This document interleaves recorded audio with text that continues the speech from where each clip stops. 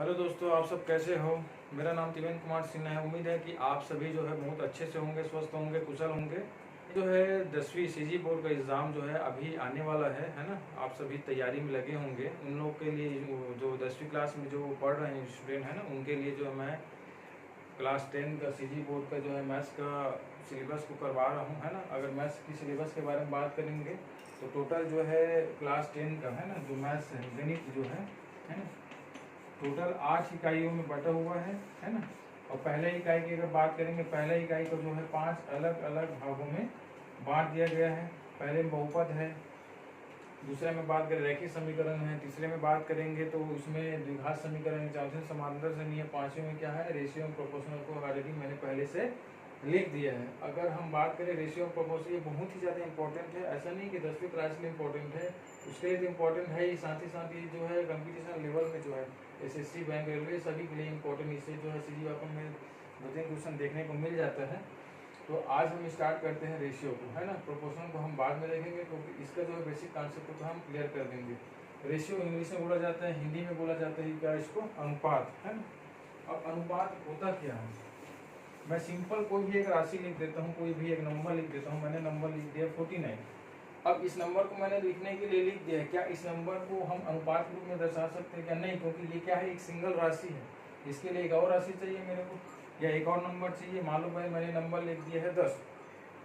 अब मैं इसके साथ क्या कर सकता हूँ, कंपेयर कर सकता हूँ। अब इसको जो है मैं अनुपात के रूप में क्या कर सकता हूँ, लिख सकता हूँ। और सिंपल क्या बोलते हैं कि रेशियो को अगर हम लिखते हैं, दर्शाते हैं कैसे, जैसे ए अनुपात बी। यहाँ पे दो राशि है, एक ये है और एक बी है। ए और बी से तुलना ही तो कर रहे हैं, उसी को हम क्या बोलते हैं, रेशियो बोलते हैं। फिर मेरे पास एक संख्या क्या है 49, एक संख्या क्या है 14 है। अब इसके बीच जो है दो संख्या है मेरे को, इसको अनुपात में विभक्त करो या अनुपात में दर्शाओ। तो अनुपात में दर्शाने के लिए क्या करना पड़ेगा मेरे को, 49 डिवाइड बाई 14, ये 7 7 49, 7 दूनी 14। तो इसको हम इसमें विभाजित कर रहे हैं, रेशियो में बता रहे हैं। तो रेशियो में इसका आंसर क्या हो जाएगा, 7:2। ये क्या है हमारा अनुपात। ये बेसिक है, नॉर्मल। इससे जो है क्वेश्चन को समझना है, अनुपात होता क्या है आपको समझ में आ गया होगा। इससे कुछ रिलेटेड क्वेश्चंस देखते हैं, बहुत इजी क्वेश्चंस देखते हैं, उसके बाद टफ लेवल में जाएंगे। कोई एक राशि है ए का वैल्यू दिया है 25, दूसरी राशि है बी का वैल्यू दिया है 50। पूछ क्या रहा है हमको कि ए अनुपात बी का वैल्यू क्या होगा, ए अनुपात बी का वैल्यू क्या होगा। अनुपात में ज्ञात करना है। यहाँ पे मान दे दिया है, दोनों मान है ना, दो मान दिए। इसका मतलब क्या है, हम कंपेयर कर सकते हैं एक राशि का दूसरे के साथ, देखते हैं क्या आता है इसका आंसर। तो ए बाई बी, ए का वैल्यू कितना है 25, बी का वैल्यू कितना है 50, 25 से कम 25, 25 दूनी 50। तो अनुपात के रूप में अगर हम विभक्त करना चाहेंगे तो आंसर क्या आएगा, 1:2। ठीक इसी प्रकार से ये क्या है, हमारे पास दो राशि है। अगर मेरे पास 3 राशि हो गए तो कैसे करेंगे, यहाँ पे लिखते हैं ए वैल्यू कितने दिए है, मान लो बात यहाँ पे दिया है 25, बी का वैल्यू दिया है 50, सी का वैल्यू दिया है 100। पूछ क्या रहा है हमको, अनुपात ए अनुपात बी अनुपात सी, इसका वैल्यू ज्ञात करना है। तो यहाँ पे हम आसानी से ज्ञात कर सकते हैं। ए का वैल्यू लिख दीजिएगा 25, बी का वैल्यू 50 है, सी का वैल्यू कितना है 100। अगर किसी के टेबल में आ रहा है तो आसानी से कर सकते हैं 25, 25 से कम 25, 25 दूनी 50, 25 चम 100। तो अनुपात के रूप में अगर विभक्त करना चाहेंगे इस क्वेश्चन को, तो अनुपात में क्या होगा, 1:2:4। ये हमारा क्या हो जाएगा, आंसर हो जाएगा। ठीक इसी प्रकार से ये हमारे पास 3 राशियों की तुलना हो गया। और नेक्स्ट क्वेश्चन में चलते हैं। और रेशियो निकालने का 2-3 मेथड है, हम मेथड को कंप्लीट कर देते हैं। यदि 3 राशियों के बीच कंपैरिजन आएगा तो, है ना, ए अनुपात बी अनुपात सी, हमारे पास 3 राशि है। कितने राशि हो गए, 3 राशि।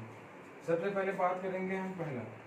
देखिए कोई एग्जाम टफ नहीं होता, एग्जाम ये होता है कि हमको जो है कि इस लेवल की तैयारी करना है। और तैयारी ऐसे करना है, बेहतरीन तरीके से करना है। और ऐसा नहीं कि हमको सारी चीज़ कवर अप करना है। अपने को 90% भी स्मार्टनेस तरीके से हम प्रयोग कर रहे हैं। आप पिछले साल के क्वेश्चन पेपर को उठा के देख लीजिए, कहाँ से किस पैटर्न के क्वेश्चन देख रहे हैं, आप उसी को पढ़ के जाए, आसानी से आपका पेपर ऐसे इजीली सॉल्व हो जाएगा। रेशियो प्रपोर्शन को देख रहे हैं, लास्ट में हम क्वेश्चन को सॉल्व करेंगे कि भैया इस टॉपिक से कौन कौन सा क्वेश्चन जो आया हुआ है हम उसको कवर अप करेंगे। ठीक है, ए अनुपात बी अनुपात सी, है ना।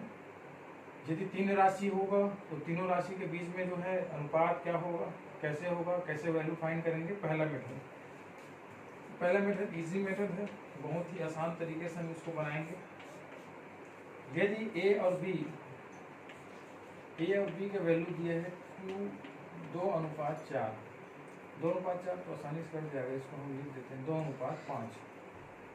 उसके बाद दे दिया हमको अनुपात बी अनुपात सी का वैल्यू दे दिया है 4:3, है ना। और अपने को पूछा जा रहा है कि ए अनुपात बी अनुपात सी इसका वैल्यू को फाइंड आउट करना है। तो सबसे पहले फाइंड आउट करने से पहले हम क्या लिख सकते हैं, एक तरीका है, पहले लिख लीजिएगा ए अनुपात बी अनुपात सी, ए अनुपात बी अनुपात सी, है ना। तो ए अनुपात बी का वैल्यू क्या दिया है भाई, 2:5 दे दिया, सिंपल सा आप रख दीजिएगा। बी अनुपात सी का वैल्यू क्या दिया है 4:3, कितना दिया है 4:3। कोई क्वेश्चन इजी नहीं होता है, क्वेश्चन में बेसिक को हमको समझना पड़ता है। बेस आपका स्ट्रांग है तो आप कितने भी हार्ड क्वेश्चन जो आएगा, डिफिकल्ट क्वेश्चन आएगा, उसको आप जो है आसानी से बना सकते हैं, है ना। तो यहाँ पे 2:5 हो गया, 4:3 हो गया, है ना। सिंपल से क्वेश्चन है, अब उसको सॉल्व करेंगे तो ये मेथड ये आपका 4 इससे मल्टीप्लाई करेंगे, फिर इससे करेंगे, फिर इसके साथ करेंगे, तो 2 और 4 को मल्टीप्लाई करेंगे, है ना। 4 दूनी 8 हो गया, आराम से लिख लीजिएगा। 5 चौक 20 हो गया, ठीक है। उसके बाद 5 दिया 15, है ना। अब ये किसी नंबर से तो कट तो नहीं रहा है ना, तो आप आसानी से इसको आंसर मान लीजिएगा 8:20:15, ये हमारा क्या हो गया, आंसर हो गया। ठीक इसी प्रकार से हम नेक्स्ट क्वेश्चन को देखते हैं, मिस्टेक तो नहीं हो रहा है ना। 4 दूनी 8,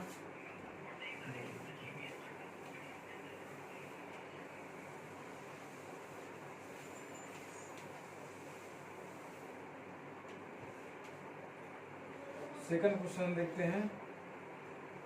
सेकंड क्वेश्चन क्या है, ए अनुपात बी का वैल्यू दिया है 6:8।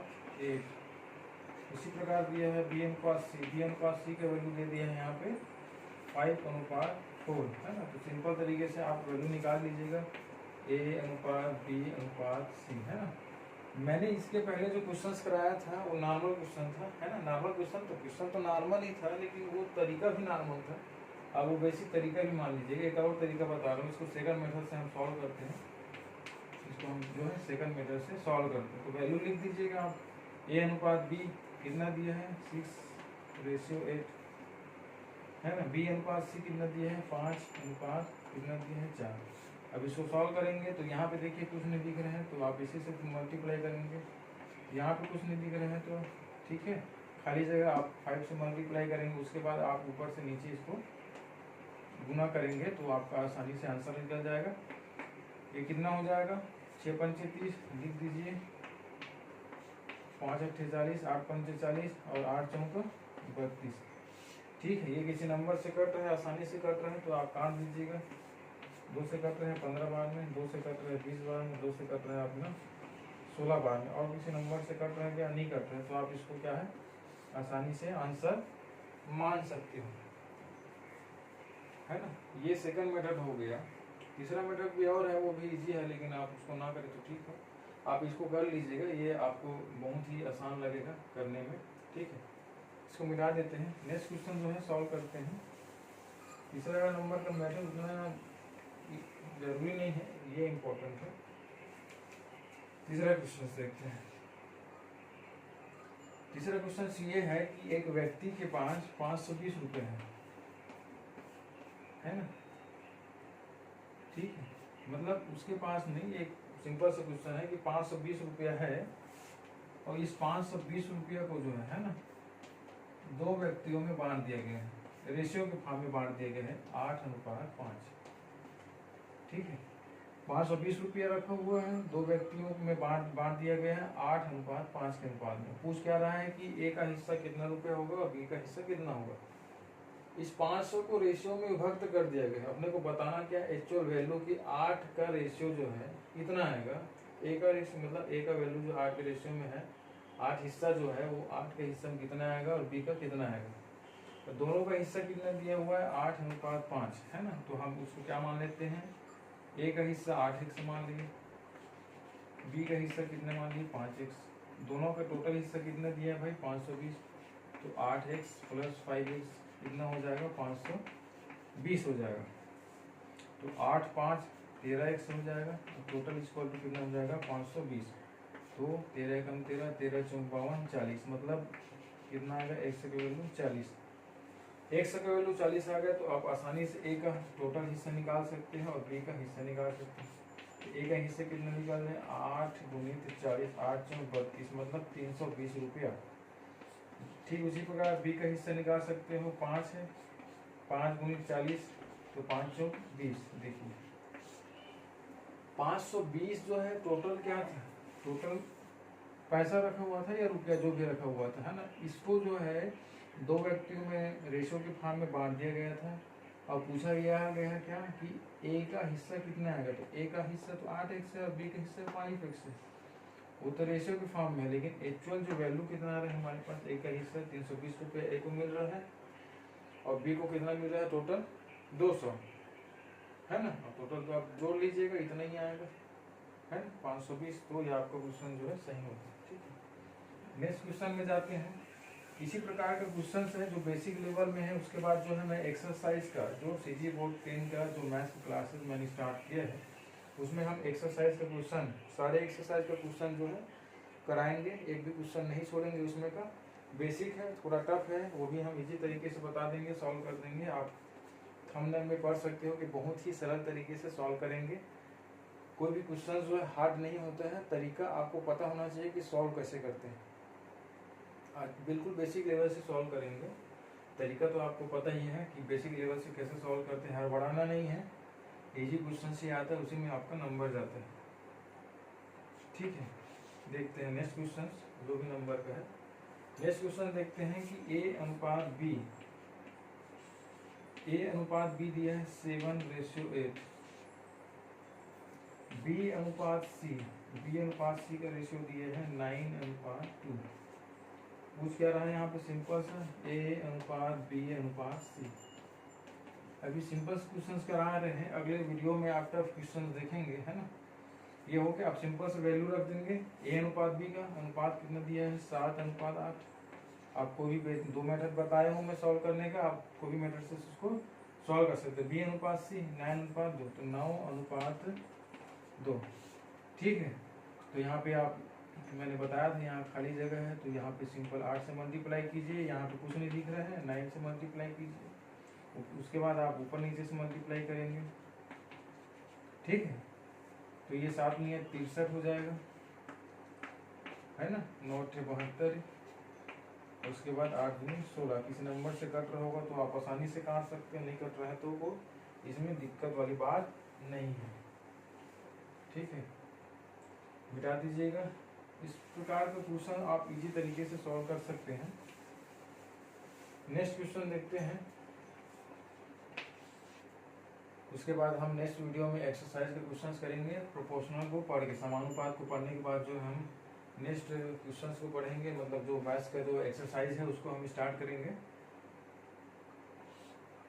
एक त्रिभुज ABC जो भी है, ABC है, BCD जो भी है, उसका अनुपात दिया है 7:3:8। एक त्रिभुज है, उसका अनुपात दिया है 7:3:8।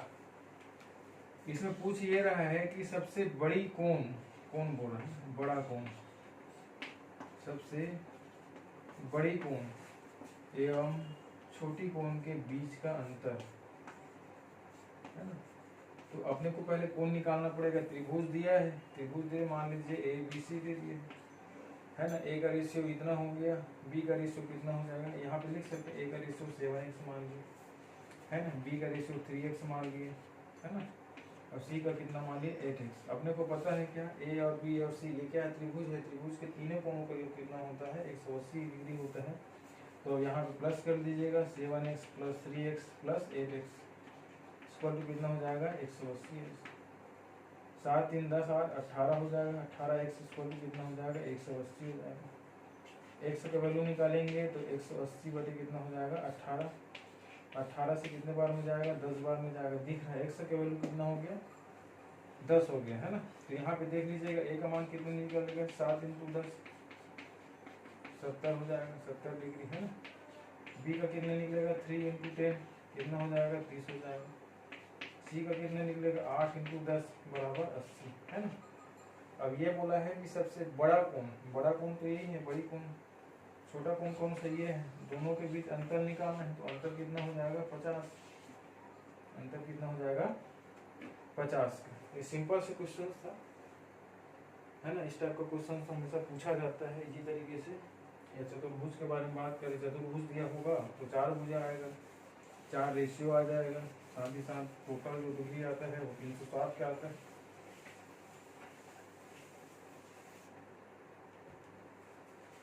ठीक नेक्स्ट क्वेश्चन देखते हैं। मैंने 2 तरीका बताया था रेशियो का, पहला दूसरा है ना। एक बार मैं रिपीट कर देता हूँ। पहला तरीका इसी तरीके से सॉल्व करते हैं a अनुपात b। a अनुपात b a अनुपात दिया हुआ है मान लो 2:5। उसके बाद दिया है b अनुपात c दिया हुआ है b अनुपात c दिया हुआ है 7:4 है ना। तो पहले मेथड में अब मतलब इसको फाइंड आउट क्या करना है अनुपात में ज्ञात करना है a अनुपात b अनुपात c का वैल्यू ज्ञात करना है। ये पहला मेथड है ना, पहला तरीका। ये सेकंड मेथड।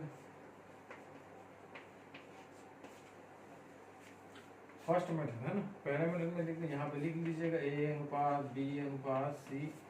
यहाँ पे सेकंड में लीजिएगा a अनुपात b अनुपात c है ना। पहला तरीका देखते हैं। पहला मेथड को देखते हैं। a अनुपात b का वैल्यू लिख दिए 2:5। उसके बाद b अनुपात 7:4 है ना। अब देखिएगा हमने क्या बोला था। पहले तरीका ये है कि इसको इससे मल्टीप्लाई करेंगे, इसको इससे और इसको इससे, तो आपका आंसर निकल जाएगा 7 दूनी 14। नॉर्मल तरीका है। 7 पंचे 35 और 5 चौक 20। किसी नंबर से कट रहा हुआ तो काट सकते, नहीं कट रहा तो कोई दिक्कत नहीं है। आप सेकंड तरीका जो कि अपना फेवरेट तरीका है बनाने का, वैल्यू लिख लीजिएगा। a और अनुपात b का वैल्यू है 2:5 और b अनुपात c का वैल्यू है 7:4 है ना।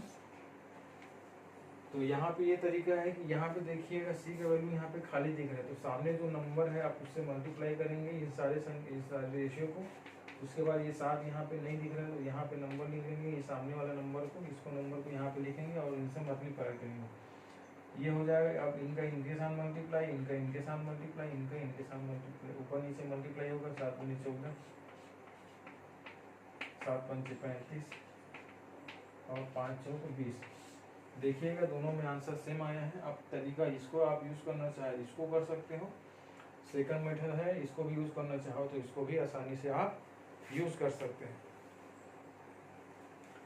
चलिए नेक्स्ट क्वेश्चन को देखते हैं।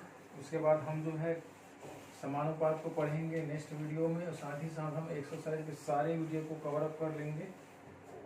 2 या 3 दिन के रेशियो में हम इकाई अंक जो है इकाई फर्स्ट का जो है 5 का हम टॉपिक को धीरे धीरे कवर अप कराएंगे। बेसिक पढ़ेंगे, एक्सरसाइज को हम धीरे धीरे कवर अप करेंगे। बेसिक फंडामेंटल आपका क्लियर होना चाहिए। नेक्स्ट क्वेश्चन ये बोलता है कि ए बी और सी 3 पर्सन है, तीनों पर्सन है ना। तीनों पर्सन का हम रेशियो अगर बात करेंगे है ना, तीनों पर्सन के रेशियो की बात करेंगे 2:3 क्या है 5 है। 2:3:5 है। मतलब टोटल अगर करेंगे तो 5 3 8 हो गया, 8 2 10 हो जाता है ना। ए और बी सी के है ना। टोटल रुपए 900 है और ये 900 जो है ये 3 लोगों में बांट दिया गया है। किस रूप में बांट दिया गया है, अनुपात के रूप में बांट दिया गया है। अब ए को 2 हिस्सा मिला है, बी को 3 हिस्सा मिला है और सी को 5 हिस्सा मिला है। तो पूछ रहे हैं को ए को 2 हिस्सा मिला है तो 2 का हिस्सा का कितना रुपये हो रहा है, बी को 3 हिस्सा मिल रहा है तो उसका कितना रुपया हो रहा है, और सी को 5 हिस्सा मिल रहा है तो उसका कितना हिस्सा हो रहा है। तो यहाँ पे मान लेंगे तो ए का 2 हिस्सा हो रहा है तो ए इक्वल टू 2x हो गया, बी का कितना हिस्सा हो रहा है 3 हिस्सा हो रहा है 3x हो गया, सी का हो गया 5x। टोटल जो है तीनों का हिस्सा कितना है 900, तो तीनों को प्लस कर देंगे 2x plus 3x plus 5x equal to 900। 2x plus 3x plus 5x है ना, 3 2 5 5 5 10 10x हो गया, कितना हो जाएगा 900। तो x इक्वल टू क्या दिख रहा है 900 डिवाइड बाई 10, 0 0 कैंसिल, x का वैल्यू कितना है अपने को 90, x का वैल्यू आ गया 90। तो हम a का हिस्सा आसानी से बता सकते हैं, a का वैल्यू कितना हो जाएगा भाई 2x है, 2 इंटू 90 मतलब 180 रुपये हो गए, 9 दूनी 18। बी का देखते हैं, बी का कितना है 3 इंटू 90 9 3 27 270 रुपया हो गया। सी का देखते हैं, सी का कितना है 5x 5 इंटू 90 9 पंचे 45 490 50 रुपये। अब टोटल को आप प्लस कर देंगे तो 900 ही निकलेगा, तो आपका आंसर जो है सही है। तो इस तरीके से हम सॉल्व करते हैं, ये नॉर्मल तरीका है ना, ये जो है क्या आपका नॉर्मल तरीका है। इसी आधार पे हम आगे बढ़ेंगे और नेक्स्ट जो है प्रोपोर्शनल का देखेंगे, समानुपात, तो रेशियम समानुपात दोनों का भी मिक्स आता है, इसको आसानी से हम क्वेश्चन को सॉल्व करेंगे और आगे बढ़ेंगे। कोई क्वेश्चन जो है बड़ा छोटा नहीं होता है, आपका लेवल देखा जाता है कि आप कितने अच्छे तरीके से उस क्वेश्चन को हैंडल कर रहे हो, सॉल्व कर रहे हो। स्टडी बहुत ज़्यादा ज़रूरी है बेसिक लेवल को क्लियर करना। आप बेसिक लेवल को ही नहीं क्लियर कर पाओगे तो आगे चल के टफ क्वेश्चन में आपको बनाने में बहुत ज़्यादा दिक्कत होगा। इसलिए मैं बोलता हूँ कि आप बेसिक से बेसिक पढ़िए, कोई इजी क्वेश्चन नहीं होता है, इजी तरीके से बनाना यही आपका मेन फैक्टर होता है। तो आज के लिए इतना ही, थैंक यू दोस्तों, मिलते हैं नेक्स्ट वीडियो में। जय हिंद।